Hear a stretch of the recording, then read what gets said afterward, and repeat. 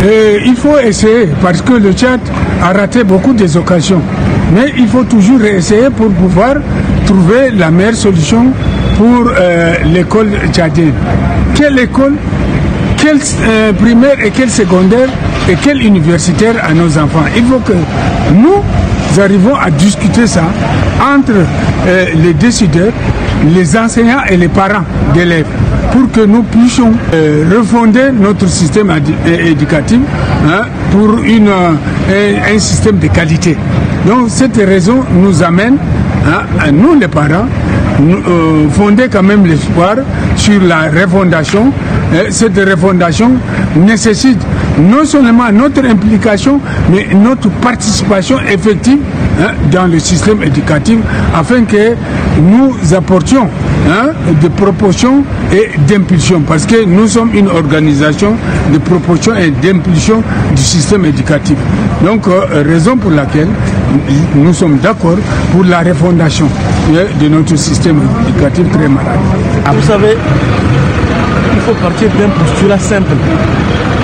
S'il n'y a pas d'école, il n'y a pas de développement. Tous les investissements qu'on fait ailleurs, là, c'est des investissements qui n'ont pas, j'allais dire, de pérennité dans la vie. Il faut investir à l'école, il faut investir dans nos classes, sur les enseignants, sur les élèves, sur le matériel didactique. C'est ça la chose qu'il faut faire essentiellement. Maintenant, la refondation dont on parle, je l'ai dit tout à l'heure, nous voulons refonder, oui. On a déjà réfléchi. Depuis 1994 seulement, si je dois me limiter à ça, là, on a réfléchi. J'ai sorti tous les documents depuis 1994 jusqu'à maintenant. Et ce ne sont que des répétitions. La question ici, c'est d'avoir la volonté de réaliser ce qu'on a prescrit, ce qu'on a réfléchi. C'est la mise en œuvre. Et la mise en œuvre ne relève pas de moi, ça ne relève pas de vous. La mise en œuvre relève des pouvoirs publics. D'abord, en ce qui concerne les financements, en ce qui concerne les appuis, en ce qui concerne le rôle régalien de l'État. Mais dans cette mise en œuvre, chacun également a sa part de responsabilité. Les parents, en ce qui concerne leur rôle de premier responsable de leur enfant, mais également de premier responsable pédagogique dans l'école. Les élèves, pour qu'ils se sentent conscients de ce que quand ils sont à l'école, ils sont venus pour apprendre, pour devenir des citoyens. Les enseignants qui doivent venir par vocation, non par intérêt, doivent être conscients de leur rôle de deuxième père. Pour moi, c'est une occasion de parler.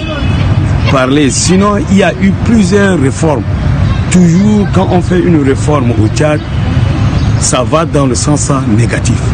Moi, je ne parle pas de la refondation du système éducatif, mais plutôt au retour aux sources éducatives. Parce que on avait des parents qui ont des très bons niveaux. Ils utilisaient des manuels comme le Mamadou et Bineta.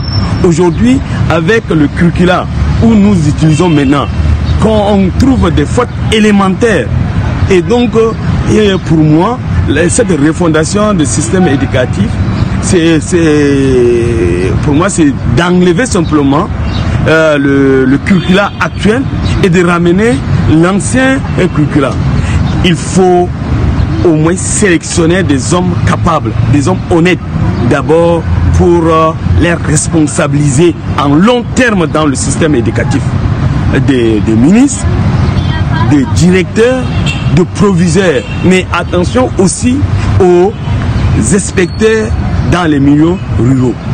Parce que dans les milieux ruraux, pour qu'on puisse avoir un enseignant dans un village, il faudrait que les responsables ou bien les élites de ces villages puissent débourser plus d'argent aux inspecteurs pour qu'on affecte. Même si vous avez un nombre réduit des élèves, vous pouvez avoir plus des enseignants affectés par l'État au détriment d'un village où ils ont plus des élèves et qu'ils n'ont que un ou même il n'y en a pas et que c'est le parent d'élèves qui recrute les enseignants.